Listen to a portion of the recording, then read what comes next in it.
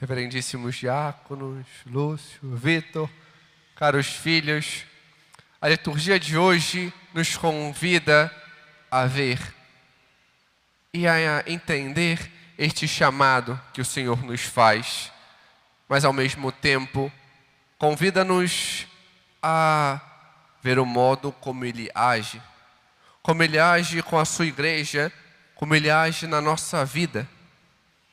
Mas para entendermos isso, é necessário vermos todo o contexto que foi se desdobrando até agora.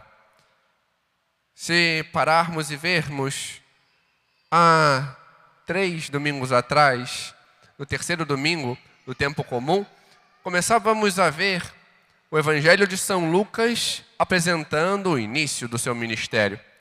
Nosso Senhor que ia à sua terra natal e que ali anunciava na sinagoga. E mostrava-se hoje a concretude, a realização da palavra de Deus que se faz presente. No quarto domingo, caso como tivemos a festa da Anunciação, não ouvimos, mas se tivéssemos ouvido o Evangelho, veríamos justamente a sequência. Diante deste hoje, alguns se fechavam. Se fechavam porque olhavam para o Senhor como aqueles que eles conheceram, pequeno, na sua infância, e desconfiavam dele. E diante disso, nosso Senhor não pôde fazer muito, porque a fé deles não permitia. E por isso foi expulso. Foi expulso daquela sua região. Se a partir disso pegarmos a sequência bíblica, veremos nosso Senhor indo àquela mesma região da Galileia, mas a Cafarnaum. E ali anunciar na sinagoga. E saindo da sinagoga, indo para a casa de Pedro. E na casa de Pedro, entrar e curar a sua sogra. E depois, há tantos outros que ao Senhor acorria para curá-los, para expulsar os demônios. E na sequência, nosso Senhor, que sobe ao monte para rezar, vai a outras regiões, daquela mesma circunscrição, para anunciar e continuar o seu ministério. E aí sim, entramos no Evangelho de hoje, aonde vemos 3 pontos que nos localizam geograficamente. Em primeiro lugar, quando o Evangelho apresenta que o Senhor vai ao mar, ao lago de Genezaré. Poderíamos nos perguntar, mas que canto é esse daquela terra? São Beda, então, tira-nos esta dúvida. Ele apresenta que, olha, se conhecermos um pouco da região, Lago de Genezaré, Mar de Tiberíades ou Mar da Galileia é o mesmo. A diferenciação do nome está diante da localidade e do que se compõe. Galileia porque é aquela região.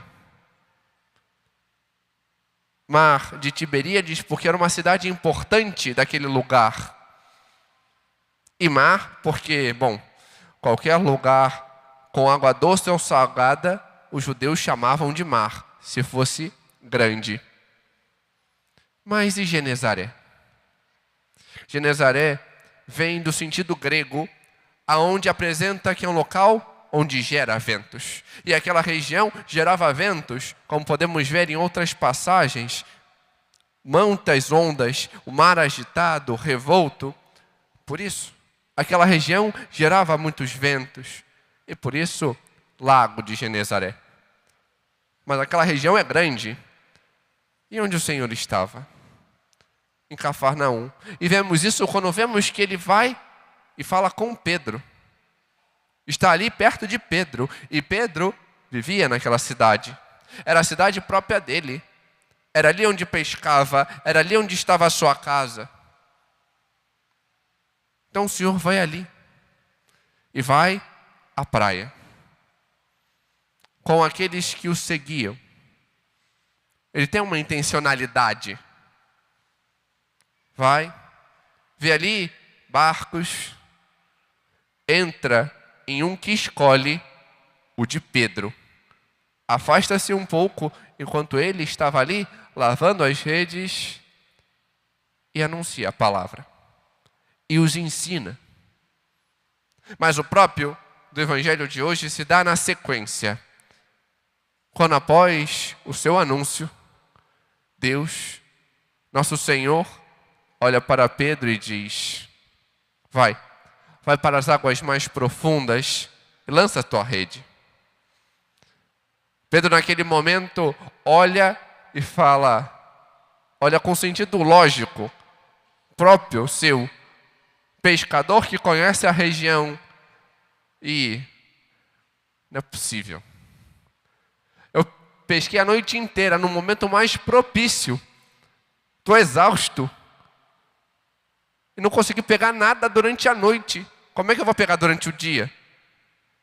Não tem lógica para um pescador ficar pescando durante o dia. Não tem lógica, porque, olha, a noite é melhor. No entanto, Pedro se lembra de tudo aquilo que foi visto antes. Lembra que o Senhor pregou diante daqueles que ali estavam. E ele ouviu, porque estava perto. Lembra que o Senhor, depois de pregar na sinagoga, foi à sua casa e curou a sua sogra. Ele tem força, ele tem poder. Ele expulsou demônios e curou a tantos. E diante disso, entre a fé e a lógica, apresenta-o e fala: em atenção ao que tu falas, eu vou. E Pedro foi, afastou-se, lançou as redes, e diante da multiplicidade da graça de Deus, diante daquela pesca milagrosa, o Senhor curou Pedro da sua incredulidade. Curou Pedro diante do seu paralisar-se. Porque ele estava paralisado. Ele viu ali, não somente com os olhos humanos, aquela graça que se concretizava, mas mais. Pedro viu com os olhos da fé quem era aquele que o mandava. E por isso vai até ele, se joga aos pés dele e diz: Senhor, afasta-te de mim, porque eu sou um pecador. Eu não mereço isso aqui. Eu não mereço a tua graça, eu não mereço que venha a mim, que fale comigo. Mas o Senhor nunca faz algo por acaso. O seu agir é aos poucos para com Pedro. E começou lá atrás, quando foi na sua casa. E hoje vem o ponto culminante, o seu chamado. Tu serás pescador de homens. Tu, Pedro, é a ti que eu chamo. E por isso, aquilo que víamos na primeira leitura, quando Deus falava ao profeta, por meio do seu anjo, a quem enviarei? Nosso Senhor faz o mesmo, mas olhando para Pedro e dizendo: é a ti que eu quero. É a ti que eu quero enviar. É a ti, Pedro, que eu quero que vá e anuncie a minha palavra. É a ti que eu quero que seja pescador de homens e a muitos traga a mim. E a muitos resgate do mundo e leve a mim. Mas como você mesmo revelou, Pedro, você é fraco. Você é pecador. E por isso, pode ficar tranquilo que não vai ser com a sua força. Porque como ouvimos na segunda leitura, São Paulo apresentar que é pela graça do Senhor que Ele é o que é, essa mesma palavra se aplica a Pedro. É pela graça de Deus, é com a força de Deus. Deus quase que diz: é com a minha força que você vai fazer isso. Não é com a sua. Eu te darei a graça para que possas ir e anunciar. E vemos que diante deste chamar a Pedro, diante deste convidar a Pedro a ir, diante da sua missão de ir e anunciar a palavra de Deus, não o que ele quer, não a sua vontade, não o que ele pensa, mas a Deus, a verdade. Isto mesmo, São Beda apresenta que ele também diz à igreja, pois Pedro aqui é modelo da igreja, é tipo da igreja, ele aqui representa a igreja. E ao dizer isso a Pedro, ele diz a toda a igreja, ele diz isso a nós. O Senhor também chama cada um e diz, vai para as águas mais profundas, sai dessa mornidão, sai dessa superficialidade, sai dessa preguiça e aprende a ir e anunciar. O Senhor também nos convida a fazer este diferencial, a aprendermos a despertar, a escutar o Senhor que nos pede. Mas por vezes nós ficamos na lógica humana. Nós olhamos para nós mesmos diante do nosso comodismo e queremos responder ao Senhor, não tenho tempo. Não tenho tempo de rezar, eu trabalho, eu faço isso, eu faço aquilo. Não tem tempo de ir à igreja não. Domingo eu tenho almoço em família, eu tenho não sei o quê. Eu faço tal coisa, eu tenho aquela viagem, não tenho tempo. Não tenho tempo de ir. Não. Dia de semana ainda, não dá. Dia muito corrido, né? Não posso. Rezar, me confessar, então não. Os horários da igreja não dá, não pode. Nunca consigo. Me organizar, olha, fica difícil. Ficar o quê? Estudando? Conhecer mais? Não posso. Basta a catequese, para que mais? Para que eu vou conhecer mais? Não precisa, não tem prova. Não estou na escola, para quê? Não tem isso. Fazer jejum, penitência, quaresma, para quê? Deus não quer isso não. É muito bom o carnaval, ficar pulando, festa, é melhor. Deus não quer essa coisa de penitência, renegar, comer aquilo que eu não gosto. Não, para quê? Não comer carne na sexta-feira, meu Deus do céu, Deus não quer isso não. Isso está lá na lei da igreja, mas Deus não quer não. Onde é que vai ficar o meu churrasco? Onde é que vai ficar minha feijoada de sexta-feira? Está lá, ponto marcado. Fazer silêncio? Não pode. Se eu chegar na igreja e não falar com o Beltrano que está ali, Ciclano que está lá, não. Aqui é de irmãos, eu tenho que falar com os outros também. Deus eu falo depois, tem a missa para isso. Mas fazer silêncio para... Não precisa. A adoração em silêncio, isso existe? Não tem isso não. Se não tiver a música, como é que eu rezo? Tem que ter o bling, bling, bling lá para mim falar, rezar. Se não tiver o livretinho, não dá para rezar. Não tem adoração sem livretinho. E a gente fica dando desculpa. Fica usando muleta. Fica dizendo não a Deus porque eu quero a minha lógica e o meu comodismo.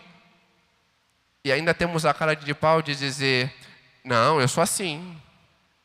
É assim o meu caráter, é assim que eu sou. São José Maria, no ponto 4 de caminho, nos diz, caráter? Não, isso não é seu caráter não, isso é sua falta de caráter. Isso é você permanecer no seu comodismo de não querer assumir aquilo que você é. Você é de Deus, você é católico, então assume isso. Porque ficar colocando desculpa, não. O Senhor nos chama a mais, o Senhor nos chama a ser santos, e não essa superficialidade, essa preguiça, esse nada.